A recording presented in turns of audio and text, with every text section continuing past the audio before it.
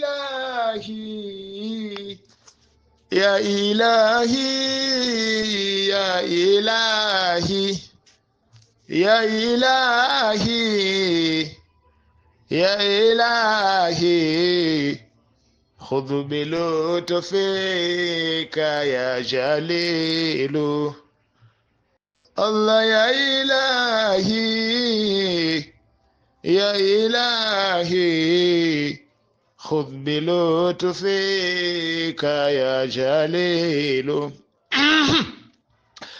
Enam, ta'alau ma'i, karibuni ndugu zangu pale popote mlipo katika faida hii ya kitabu cha Intabi.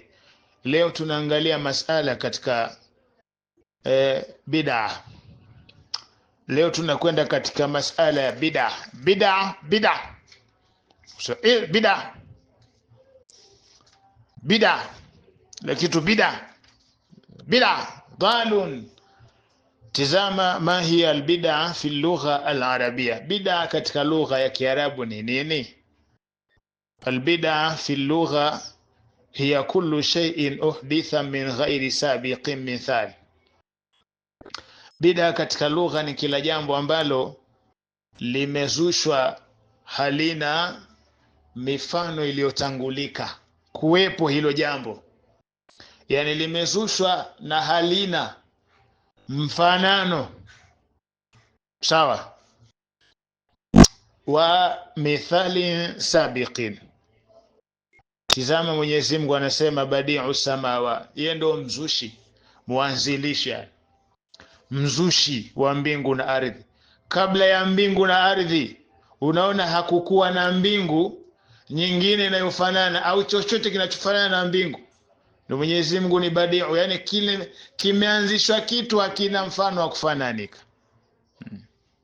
Kama hicho Suratul Bakara sawa, ibtada'aha la ala mithalin, ni mtu aloanzisha jambo ambalo halina mfano. Sasa ma hiya albid'a katika dini, fi din, ma hiya albid'atu fi din, bid'a katika dini ni kitu gani? Hapa ilikuwa ni katika lugha. Albid'atu fi dini hiya kullu shay'in, bid'a kwenye dini ni kila kitu yukhalifu alkitab, kinachokwenda kinyume na kitabu na sunna, wa aqwalu as-sahaba wal ijma', kauli za masahaba na mkusanyiko wanachuoni katika jambo moja. Hii ndio bid'a katika dini, jambo ambalo lina khalifu kitabu cha Mwenyezi Mungu, lina khalifu hadithi, aqwali na ijma', aqwalu sahaba, makubaliano au mazungumzo, maneno ya masahaba, ndio bid'a katika dini. Ma maana hadithu man ahdatha fi amrina hadha ma laysa minhu fa huwa rad. Hadithi hii ina maana gani? Yule mwenye kuanza kuzusha, sawa, katika dini yetu hii jambo ambalo halipo, basi ni mwenye kurejeshewa alichokianzisha.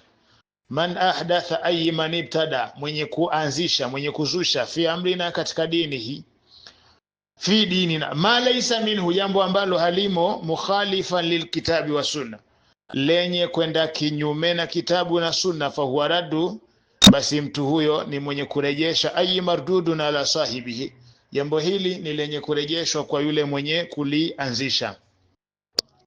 I'lam ya akhi, ndugu yangu, fahamu, anna albid'ata hiya al-amru alladhi, bid'a ni jambo ambalo yukhalifu alkitaba wa sunna, lina khalif kitabu na sunna, walaysa kama yadai, na si kwa namna ambavyo watu wanadai baadhi nasi, annaha, kwamba kullu shay'in lam ya'maluhu ar-rasul, kama wanavyodai watu kila ambacho mtume hajakifanya kinakuwa ni bid'a. Ni kullu, sawa, kila jambo ambalo yukhalifu kitabu wa sunna ndio bid'a kwenye dini, lakini si kwa namna ambavyo watu wakifanya jambo zuri alikhalifu kitabu na sunna, sababu tu mtume hajafanya ndio liwe bid'a. Mtume hajafanya, law kana khairan lama sabaku ile. Sasa wamefanya yote au maswahaba, basi mambo ni mengi, sio kila, sawa, jambo lingetakiwa ifanye na maswahaba, hata wewe unaweza ukafanya. Ni mangapi wewe umefanya ambayo maswahaba hawajafanya? Mengi. Au yale ambayo wameyafanya maswahaba umeyamaliza yote ili ionekane kwa kila walichokifanya maswahaba na unatakiwa kufanya? Sikiliza wewe.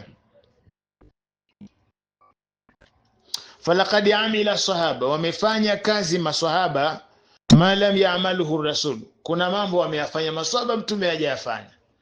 Yanakuwaje hayo? Mengi tu. Naam, naweka kituo tuje tuondoke na hadithi inayosema kullu bid'atin dhalala. Ina maana gani? Sawa?